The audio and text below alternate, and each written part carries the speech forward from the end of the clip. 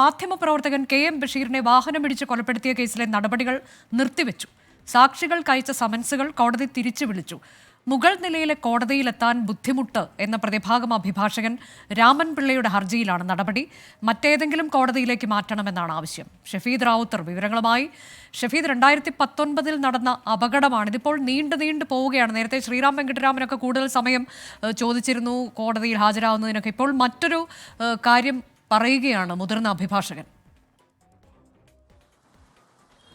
Anuja, 2019 August മാസമാണ് മാധ്യമപ്രവർത്തകൻ KM ബഷീറിനെ വാഹനമിടിച്ച് കൊലപ്പെടുത്തിയെന്ന കേസിന് ആധാരമായ സംഭവം തിരുവനന്തപുരത്ത് നടക്കുന്നതിന് ശേഷം ഇത്രയും കാലമായിട്ടും ഈ കേസുമായി ബന്ധപ്പെട്ട നടപടികൾ തിരുവനന്തപുരം 1ാം അഡീഷണൽ സെഷൻസ് കോടതിയിൽ പുരോഗമിച്ചു വരികയായിരുന്നു. കഴിഞ്ഞ ഓഗസ്റ്റ് മാസം ഈ കേസുമായി ബന്ധപ്പെട്ട് കുറ്റപത്രം വായിച്ച് കേൾപ്പിക്കുന്നതിലേക്ക് ശ്രീറാം വെങ്കിട്ടരാമനെ കോടതി വിളിച്ചെങ്കിലും അദ്ദേഹം പലതവണ ഹാജരായിരുന്നില്ല. പിന്നീട് കോടതിക്ക് അത് കടുപ്പിക്കേണ്ട സാഹചര്യം അടക്കമുള്ള കാര്യങ്ങൾ ഉണ്ടാവുകയും ചെയ്തു. അങ്ങനെ വിചിത്രമായ പല വാദങ്ങളും കേട്ട ശേഷമാണ് വീണ്ടും ഈ പ്രതിഭാഗം അഭിഭാഷകന്റെ ഭാഗത്ത് മറ്റൊരു വിചിത്രമായ വാദം കേൾക്കുന്നത്. ഇതാണ് വിചാരണയോടടുക്കുന്ന ഘട്ടമാണ് കേസുമായി ബന്ധപ്പെട്ട നടപടികൾക്ക്. മുതിർന്ന അഭിഭാഷകൻ രാമൻ പിള്ളയാണ് പ്രതി ശ്രീറാം വെങ്കിട്ടരാമന് വേണ്ടി കോടതിയിൽ ഹാജരാകുന്നത്. അതിൽ ഏറ്റവും സുപ്രധാനമായിട്ടുള്ള കാര്യം, മുകൾ നിലയിലെ കോടതിയിലെത്താൻ ബുദ്ധിമുട്ടുണ്ടെന്ന അഭിഭാഷകൻ ഇന്ന് കോടതിയിൽ ഒരു ഹർജി നൽകിയിരിക്കുന്നു. ഇതിന്റെ അടിസ്ഥാനത്തിൽ ഈ കേസുമായി ബന്ധപ്പെട്ട നടപടികൾ കോടതി താൽക്കാലികമായി നിർത്തിവെച്ചിരിക്കുകയാണ്. സാക്ഷികൾക്ക് അയച്ച സമൻസ് അടക്കമുള്ള കാര്യങ്ങൾ കോടതി തിരിച്ചു വിളിച്ചിട്ടുണ്ട്.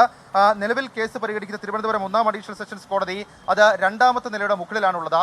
ആ സാഹചര്യത്തിൽ അദ്ദേഹത്തിന് അങ്ങോട്ടേക്ക് എത്താനുള്ള ആരോഗ്യപരമായിട്ടുള്ള ബുദ്ധിമുട്ടുണ്ട് എന്നുള്ളതാണ് ആ ഹർജിയിൽ ചൂണ്ടിക്കാണിക്കുന്ന പ്രധാനപ്പെട്ട കാര്യം.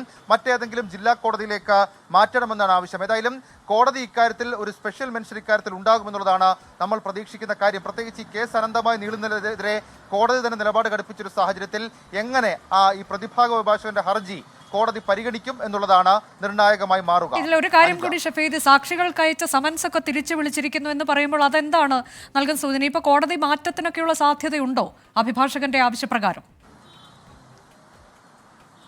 ഈ സ്വാഭാവികമായും ഈ കേസിന്റെ നടപടികളുമായി ബന്ധപ്പെട്ട് പലതരത്തിലുള്ള ആവശ്യങ്ങൾ കോടതിക്ക് മുൻപാകെ വരുമ്പോൾ കോടതി അത് പരിഗണിക്കാറാണ് പതിവ്. പക്ഷേ ആ കേസിൽ പ്രതിഭാഗം അതുവരെ സ്വീകരിക്കുന്ന നിലപാടുകൾ സാധാരണഗതിയിൽ അക്കാര്യത്തിൽ നിർണായകമാകും. ഇതിപ്പോൾ മുതിർന്ന അഭിഭാഷകനാണ് രാമൻ പിള്ള. അപ്പോൾ സ്വാഭാവികമായും ഈ ആവശ്യം കോടതി പരിഗണിക്കും. അപ്പോൾ കോടതി ഏതെങ്കിലും തരത്തിലുള്ള ഒരു മെൻഷൻ അക്കാര്യത്തിൽ നടത്തുമോ ഇല്ലയോ എന്നുള്ളതാണ് സുപ്രധാനമായ ഒരു കാര്യമായി നമ്മളിപ്പോൾ നോക്കിക്കാണുന്ന ഒരു കാര്യം. കാരണം ഒരുപക്ഷെ കോടതി മാറ്റിയേക്കാം. അങ്ങനെ കോടതി മാറ്റുമ്പോഴും ഈ കേസ് ഇങ്ങനെ വൈകിപ്പിക്കുന്നതിൽ കോടതിയുടെ ഭാഗത്ത് നിന്ന് നിരീക്ഷണങ്ങളോ അതല്ലെങ്കിൽ കോടതിയുടെ ഭാഗത്ത് നിന്ന് എന്തെങ്കിലും മെൻഷനിങ് ഉണ്ടായാൽ സ്വാഭാവികമായും അത് പ്രതിഭാഗത്തിന് ഒരു താൽക്കാലികമായെങ്കിലും ഒരു തിരിച്ചടിയായി നമുക്ക് വിലയിരുത്താൻ കഴിയും. അനുജ, മാധ്യമപ്രവർത്തകൻ KM ബഷീറിനെ വാഹനമിടിച്ച് കൊലപ്പെടുത്തിയ കേസിലെ നടപടികളാണ് നിർത്തിവെച്ചിരിക്കുന്നത്. താൽക്കാലികമായി സാക്ഷികൾക്ക് അയച്ച സമൻസുകൾ കോടതി തിരിച്ചു വിളിച്ചു.